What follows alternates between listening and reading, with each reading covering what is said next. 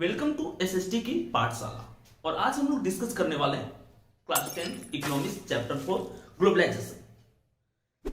ये जो चैप्टर है इस बार के एग्जाम के लिए बहुत ज्यादा इंपॉर्टेंट है, क्योंकि जो 4 चैप्टर आपका एग्जाम में आ रहा है उसमें से सबसे ज्यादा जो क्वेश्चन पूछे जाने की पॉसिबिलिटी है इस चैप्टर से। इस चैप्टर में हम लोग डिस्कस करेंगे कि ग्लोबलाइजेशन किसको कहते हैं, ग्लोबलाइजेशन के क्या इंपॉर्टेंट रोल होते हैं, ग्लोबलाइजेशन का क्या इन्फ्लुएंस होता है इंडियन इकोनॉमी के ग्रोथ में। इसके साथ साथ ग्लोबलाइजेशन के लिए जो रिस्पॉन्सिबल फैक्टर्स होता है, एमएनसीज कंपनीज जो है उसके क्या रोल होते हैं, वो कंपनीज जो है कहां पे सेटअप होना चाहते हैं, कौन कौन से फेवरेबल कंडीशन होते हैं उस एमएनसीज कंपनी को अट्रैक्ट करने के लिए, यानी कि अपने यहां अगर इंडिया में उसको सेटअप करना है तो कौन कौन से फीचर रहेंगे जिसके चलते एमएनसीज कंपनी हमारी तरफ अट्रैक्ट होगी। दूसरी बात कि क्या उस एमएनसीज कंपनी के लिए भी कुछ रिस्पॉन्सिबल फैक्टर्स होते हैं, हर कंट्री अलाउ नहीं करता एमएनसीज कंपनी को सेटअप के लिए, तो दोनों का जो इंपॉर्टेंट रीजन होगा सेटअप होने का, रिलेशंस का, उसको हम लोग डिस्कस करने वाले हैं। तो जो चैप्टर का नाम है ग्लोबलाइजेशन, पहले इसको समझते हैं कि ग्लोबलाइजेशन होता क्या। अगर आपने एसएसटी पढ़ते ग्लोब देखते हैं, ग्लोब में क्या होता है कि सारे कंट्री एक साथ प्रेजेंट रहते हैं। एक साथ अगर सारे कंट्री प्रेजेंट हैं, अगर एक साथ सारे कंट्री इंटरलिंक हैं due to help of transport, due to help of communication, तो हम उसको ग्लोबलाइजेशन कहेंगे। इस चैप्टर में हम देखेंगे कि ग्लोबलाइजेशन में एक कंपनी जो प्रोडक्शन किसी और कंट्री में कर रहा है उसको सेल किसी और कंट्री में कर रहा है, डिजाइन किसी और कंट्री में बन रहा है और मैन्युफैक्चर किसी और कंट्री में बन रहा है। तो ये कैसे पॉसिबल हुआ, इसके लिए रिस्पॉन्सिबल फैक्टर्स क्या है, तो ट्रांसपोर्ट और कम्युनिकेशन जो है रिस्पॉन्सिबल फैक्टर्स है, जिसके चलते वो कंट्री जो है अपना प्रोडक्शन डिफरेंट नेशंस में, वो कंपनी जो है अपना प्रोडक्शन डिफरेंट नेशंस में कर पा रही है। तो इन सारे पॉइंट्स को हम लोग आज डिस्कस करने वाले हैं। ग्लोबलाइजेशन मतलब कि एक कंट्री जो होता है इंटरलिंक होता है एक दूसरे से। देखिए कंपेयर करेंगे कि ग्लोबलाइजेशन आने के बाद, एमएनसीज कंपनी के इंडिया में आने के बाद, उसके प्रोडक्ट के इंडिया में आने के बाद कौन कौन से मेजर चेंजेस हुए हैं, यानी कि प्रोडक्ट क्वालिटी इंक्रीज की है या नहीं। और एक और चीज की अगर टाइम स्पेंड होता है, जैसे जितना आगे हम लोग जाएंगे तो एक चीज देखेंगे, वो एक चीज क्या होगा, वो चीज होगा आपका कि प्रोडक्ट क्वालिटी बढ़ जाती है। अगर हम आज से 20 इयर्स पहले की बात करते हैं तो 20 इयर्स पहले क्या हमारे पास अच्छी अच्छी कंपनीज थी, क्या हमारे पास कार की अच्छी कंपनी थी, क्या हमारे पास फोन की जो अच्छी कंपनीज हैं जो अभी लाइस कर रही हैं, क्या एक कंपनी हमारे पास थी, और अगर अभी हैं तो उसके लिए इंपॉर्टेंट रीजन क्या है जिसके चलते एक कंपनीज हमारे पास है। तो इस सारे फैक्टर्स हम देखते हैं। जैसे आज से 20 इयर्स पहले की बात करते हैं तो उस टाइम क्या थी, उस टाइम एम्बेसडर थी। कार की बात करेंगे तो उस टाइम, अगर फोन की बात करेंगे तो नोकिया था। लेकिन अगर प्रेजेंट डे की बात करते हैं, आज की अगर बात करते हैं तो हमारे पास लॉट ऑफ चॉइस है, आईफोन से लेकर के वन प्लस तक का। इसके साथ साथ कार की हर वो ब्रांड जो वर्ल्ड में लाइस कर रही है वो हमारे पास है। तो ये कैसे पॉसिबल हुआ, इसके पीछे जो मेन रीजन है वो क्या है, ग्लोबलाइजेशन है, जिसमें एक कंट्री से प्रोडक्शन दूसरे कंट्री में उसको सेल कर सकते हैं। तो इससे ग्लोबलाइजेशन से जो सबसे बड़ा प्रॉफिट है कि प्रोडक्ट क्वालिटी बेटर मिलती है कंज्यूमर को, गुड्स के प्राइसेस चीप रहते हैं क्योंकि कंपटीशन ज्यादा होता है। सपोज कीजिए कि अगर आज से 20 इयर्स पहले की बात करते हैं तो इंडिया में इंडियन कंपनीज के गुड्स बिकते होंगे, तो इंडियन कंपनीज अगर अपना गुड्स अच्छा रखती है तो ठीक है, अगर थोड़ा सा बुरा भी रहता है तो कंज्यूमर्स खरीदने के लिए बाध्य हैं, वो खरीदेंगे। लेकिन अभी क्या है कि प्रोडक्ट जो है वर्ल्ड की डिफरेंट कंट्रीज की, डिफरेंट कंपनीज की इंडिया में लाइज करता है, तो अगर इंडियन मैन्युफैक्चरर अपनी प्रोडक्ट की क्वालिटी थोड़ा सा भी डिक्लाइन रखेंगे तो उस सेंस में क्या होगा कि लोग इंडियन कंपनीज की प्रोडक्ट को छोड़ करके जो उनके पास बेटर चॉइसेस है उसको परचेज कर लेंगे। तो ये है आपके ग्लोबलाइजेशन के बेनिफिट, एमएनसीज कंपनी के बेनिफिट। एमएनसीज का मतलब होता है मल्टीनेशनल कॉर्पोरेशन, जो कि अलग अलग कंट्रीज में लाइज करती है। उसको लाइज करने के लिए कौन कौन से रिस्पॉन्सिबल फैक्टर्स हैं, कुछ एग्जांपल भी देखेंगे हम लोग। तो आइए स्टार्ट करते हैं। Globalisation is the process of rapid integration interconnections on between countries through foreign trade and foreign investment by MNCs। देखिए ग्लोबलाइजेशन क्या होता है, एक रैपिड प्रोसेस होता है, लगातार इसमें चेंजेस होता है, इंटीग्रेशन और इंटरकनेक्शन बिटवीन कंट्रीज, ये दो कंट्रीज के बीच में कनेक्शंस को शो करता है ग्लोबलाइजेशन। इसके साथ साथ अगर हम बात करते हैं तो फॉरेन ट्रेड और फॉरेन इन्वेस्टमेंट। फॉरेन ट्रेड का मतलब क्या होता है कि जिसमें हम अपने गुड्स को बाई कर सके किसी और कंट्री को और सेल कर सके किसी और कंट्री से, वो फॉरेन ट्रेड होता है आपका। और हम अपनी कंट्री से अपने ही कंट्री में किसी गुड्स को बाई कर रहे हैं या सेल कर रहे हैं तो वो फॉरेन ट्रेड नहीं होगा। फॉरेन इन्वेस्टमेंट्स क्या होता है, एफडीआई फॉरेन डायरेक्ट इन्वेस्टमेंट्स भी इसी का पार्ट है। एक फॉरेन इन्वेस्टमेंट जो होता है जनरली एमएनसीज कंपनी के थ्रू होता है। कोई बड़ी कंपनी जो सपोज कीजिए यूएसए की है या यूरोप के किसी नेशन की वो कंपनी है और इंडिया में सेटअप हो रही है, तो अपने साथ वो मशीनें लाएंगी, अपने साथ स्किल्ड लेबर लाएंगे, उनके पास लॉट ऑफ कैपिटल होता है जो इंडिया में इन्वेस्ट करते हैं अपने ब्रांचेस को, तो उसको हम फॉरेन इन्वेस्टमेंट्स भी कह सकते हैं। एक और फैक्टर्स जानेंगे हम लोग कि फॉरेन इन्वेस्टमेंट जो होता है कैसे बेटर होता है जिस नेशंस में एमएनसीज कंपनी को सेटअप किया जाता है। तो फॉरेन ट्रेड क्या होता है, तो दो कंट्री के बीच में अगर गुड्स को बाई या सेल किया जा रहा है तो फॉरेन ट्रेड होता है। Foreign investment MNCs company generally करती है। प्रोडक्शन इज अब एक चीज और कि एमएनसीज कंपनी क्यों अलग अलग नेशन में अपना प्रोडक्शन यूनिट्स ओपन करती है, अलग अलग नेशन में अपनी इंडस्ट्रीज ओपन करती है। सपोज कीजिए कि इंडिया में अलग अलग कंपनीज के फैक्ट्रीज ओपन करने के बजाय हम यूरोप में क्यों नहीं करते, या अमेरिका अपने यहाँ सारा प्रोडक्शन करके वो क्यों नहीं करता। इसके पीछे बहुत सारे फैक्टर्स हैं। फैक्टर्स क्या है कि जो एशियन नेशंस हैं जैसे चाइना हो गया, इंडिया हो गया, तो पॉपुलेशन ज्यादा है, यहाँ पे चीप लेबर मिल जाता है देन टू यूरोपियन और American Nations.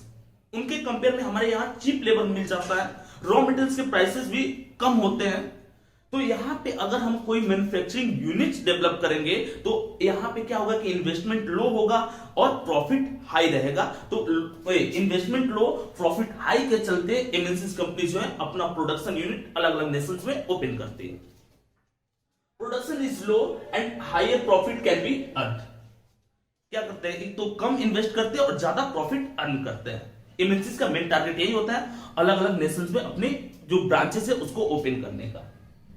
More and more goods and services investment and technology are moving between countries. More and more goods and services. पहले हमारे पास इतने फोन्स के ब्रांड नहीं थे, इतने कार के ब्रांड नहीं थे, इतने जो क्लोथ्स के वो ब्रांड हमारे पास अवेलेबल नहीं थे इंडियन मार्केट में। लेकिन एमएनसीज के आने के बाद ये सारे ब्रांड्स हमारे लिए क्या है, खुले। अगर हमारे पास पैसा है तो हम कुछ भी परचेज कर सकते हैं इंडिया में रह करके। तो इसके पीछे मेन फैक्टर्स क्या है कि मोर and more goods and services हमारे यहां है।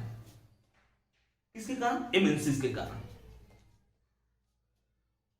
और इसके साथ साथ सर्विसेज, इन्वेस्टमेंट और टेक्नोलॉजी। तो मशीनें तो हम अमेरिका रख करके प्रोडक्शन इंडिया से नहीं कर सकते, मशीनों को लाना पड़ेगा इंडिया, एंड टेक्नोलॉजी भी एडवांस होती है उस नेशंस के। It is interconnection between countries through foreign trade and foreign investments. Foreign trade और फॉरेन इन्वेस्टमेंट के थ्रू कंट्रीज जो होते हैं एक दूसरे से इंटरकनेक्ट होते हैं, एक दूसरे से जुड़ जाते हैं। देखिए फॉरेन इन्वेस्टमेंट कौन करता है, तो पहले हम लोग डिस्कस कर चुके हैं। फॉरेन इन्वेस्टमेंट जो होता है made by the MNCs. MNCs company foreign investment करती है। प्लानिंग कमीशन, देखिए प्लानिंग कमीशन यहाँ पे क्यों डिस्कस करना पड़ा, एक लाइन है आपका एनसीईआरटी में। प्लानिंग कमीशन जो था 1950 में सेटअप हुआ था। प्लानिंग कमीशन ये डिसाइड करता था 5 ईयर प्लान्स को। एक प्लानिंग कमीशन को 2015 में खत्म कर दिया गया और इसके जगह पे जो इसको हम प्लानिंग कमीशन को हम लोग योजना आयोग कहते हैं, तो इसके जगह पे 2015 में नीति आयोग बना। इसका मेन वर्क क्या होता है, मेन वर्क होता है 5 ईयर प्लान्स को इंट्रोड्यूस करना, उसके लिए डिफरेंट जो पॉइंट्स हैं उसको इंप्लीमेंट करना। तो प्लानिंग कमीशन देखिए इंडिया में एमएनसीज कब से आना स्टार्ट हुई, 1991 से। तो एमएनसीज कंपनी जो है उसको आने के लिए क्या करना पड़ेगा, कुछ फैक्टर्स होते हैं। जैसे फैक्टर्स क्या, labour law flexibility. MNCs company जो प्रोडक्शन ज्यादा करना चाहेगी तो ज्यादा करने के सेंस में क्या, लेबर लॉ फ्लेक्सिबिलिटी उसको चाहिए। अगर उसको ज्यादा से ज्यादा गुड्स का प्रोडक्शन करना है तो लेबर से 10 से 12 घंटे भी काम करा सकते हैं, उसके बदले में वो उनको ओवर टाइम पेमेंट देते हैं। अब ऐसा नहीं कि वो कंट्री ने जिस कंट्री में वो सेटअप होना चाह रहे उस कंट्री ने लॉ बना रखा है कि 8 घंटे से आप लेबर से काम नहीं करा सकते हैं। जबकि दूसरे कंट्री ने बोला कि आप काम करा सकते हैं, तो एमएनसीज कंपनी उस कंट्री में सेटअप होना चाहेगी जहां पे आप काम कराने की अपॉर्चुनिटी उसके पास फ्री रहे। फॉरेन ट्रेड, ट्रेड बैरियर्स क्या होता है? डब्ल्यूटीओ, डब्ल्यूटीओ का मतलब क्या होता है? वर्ल्ड ट्रेड ऑर्गेनाइजेशन होता है, ये यूनाइटेड नेशन का एक ब्रांच है। तो ये डिसाइड करता है barriers, import duties, export duties को। अब ये नहीं कि आप हमारे कंट्रीज में अगर आप सेटअप कर रहे हैं कोई एमएनसीज, तो हम अगर यहां से कोई चीज एक्सपोर्ट करना चाहती है वो कंपनी किसी और नेशंस को, तो हम बहुत ज्यादा एक्सपोर्ट ड्यूटीज लगा देंगे। एक एडिक्वेट अमाउंट में होना चाहिए वो एक्सपोर्ट या इंपोर्ट ड्यूटीज। तो इससे क्या होता है कि डब्ल्यूटीओ के जो ट्रेड बैरियर्स अगर उसको फॉलो करते हैं तो एमएनसीज कंपनी आपके पास अट्रैक्ट होती है। प्रीवियस चैप्टर में आपको बताए थे एसीजेड जोन। एसीजेड जोन मतलब स्पेशल इकोनॉमिक जोन होता है, यानी कि ट्रांसपोर्ट सिस्टम आपको वेल डेवलप होना चाहिए आपके नेशन में, पावर सप्लाई अच्छा होना चाहिए, चीप और स्किल्ड लेबर आपके पास होनी चाहिए, तब जाकर के एमएनसीज आपके यहां सेटअप होगी। अब अफ्रीका के वैसे नेशन जो ट्राइबल पीपल है, जिनको टेक्नोलॉजी का कोई नॉलेज नहीं है, जहां पे ट्रांसपोर्ट सिस्टम नहीं है, तो वहां पे एमएनसी सेटअप नहीं होते। एमएनसी सेटअप वही होते हैं जहां पे ट्रांसपोर्ट सिस्टम अच्छे है, स्किल्ड लेबर है, पावर सप्लाई है। एमएनसी बोला कि an enterprise opening in several countries but manage from one countries. कितने भी हम कुछ ब्रांड्स का नाम लेते हैं, जैसे कि माइक्रोसॉफ्ट हो गया, आपका एप्पल हो गया, तो इसके ब्रांचेस जो है, प्रोडक्शन यूनिट अलग अलग नेशन में रहते हैं, लेकिन इसका जो हेड ऑफिस होता है, इसका जो सारा कार्य होता है, इसको जो ऑर्गेनाइज किया जाता है किसी एक नेशन से ऑर्गेनाइज किया जाता है। और यही एक स्पेशल फीचर होता है एमएनसीज का।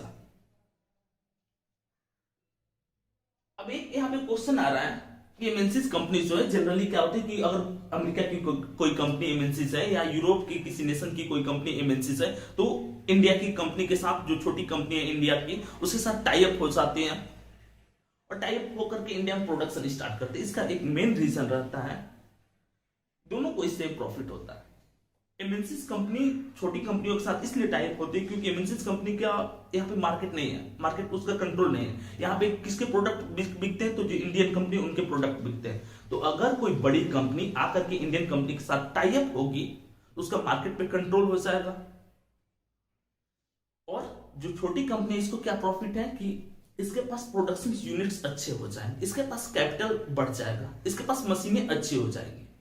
एग्जाम्पल के लिए 1 मार्क क्वेश्चन भी आ रहा है सैंपल पेपर में, आप देख सकते हैं। कारगिल फूड्स है, एमएनसीज कंपनी है, एडिबल ऑयल का प्रोडक्शन करती है, अमेरिका की कंपनी है, और इंडिया की एक कंपनी परख के साथ टाई अप होती है। प्रॉफिट दोनों को होता है। जो मैन्युफैक्चरिंग रेट है पर डे वो बढ़ जाता है 5 मिलियन पाउच, यानी कि 1 केजी का जो पाउच होता है वो बनाती है। तो एमएनसीज कंपनी लोकल कंपनी के साथ टाई अप होने से क्या होता है कि प्रोडक्शन बढ़ जाते हैं, इनवे कैपिटल एमएनसीज के पास ज्यादा होता है, तो दोनों को इक्वल बेनिफिट होता है, बट एमएनसीज को थोड़ा ज्यादा होता है। Rapid improvement in the information and communication technology has been one major factor that has stimulated the globalisation.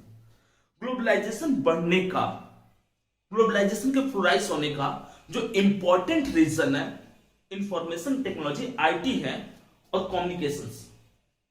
Information technologies and communications जो है एक इंपॉर्टेंट रीजन है। जैसे सपोज कीजिए कि किसी प्रोडक्ट का, किसी फोन का, या आईफोन है, तो आईफोन बनते क्या, मैन्युफैक्चर होते हैं चाइना में, डिजाइन इसके कैलिफोर्निया में बनते हैं। तो डिजाइन कैलिफोर्निया में बन जाए, उसके बाद हम नाव से तो उसको नहीं ना भेज सकते, शिप से, वाटर वाले जो शिप है, शिप से तो नहीं ना भेज सकते उसको चाइना। क्या होता है कि कुछ ही पल में, कुछ ही सेकंड में चाइना से वो मेल कर देते हैं उसके यूनिट की कैसे आपका डिजाइन रहेगा, वो चाइना रिसीव करता है, वहां पे प्रोडक्शन स्टार्ट हो जाता है। तो कम्युनिकेशन एंड आईटी ने एक इंपॉर्टेंट रोल प्ले किया है, मेजर फैक्टर्स है ग्लोबलाइजेशन के फ्लोराइज होने में। देखिए कुछ क्वेश्चंस आएंगे इस पे। कैसे question? How do MNCs help in the growth of local companies. MNCs कैसे हेल्प करती है? जैसे कि अभी ऊपर वाला पॉइंट हम लोग देखे हैं कि एमएनसीज कैसे हेल्प करती है लोकल कंपनीज को। तो एमएनसीज एक पॉइंट है, लोकल कंपनीज को एक अच्छा कैपिटल मिल जाता है, लोकल कंपनी को अच्छी मशीनें मिल जाती हैं, लोकल कंपनी की प्रोडक्ट क्वालिटी बढ़ जाती है, लोकल कंपनी के गुड्स जो है टाई अप होने के बाद फॉरेन के डिफरेंट कंट्रीज में सेल हो सकता है। How can benefit of globalisation be shared better? बोला कि ग्लोबलाइजेशन के बेनिफिट को कैसे बेटर शेयर किया जा सकता है। क्या ग्लोबलाइजेशन में ओनली एमएनसीज कंपनी को ही फायदा होता है? अगर एमएनसीज को ही फायदा होता है तो जिस नेशंस में सेटअप किया जा रहा है एमएनसीज कंपनी, फिर तो उसको कोई फायदा नहीं हुआ।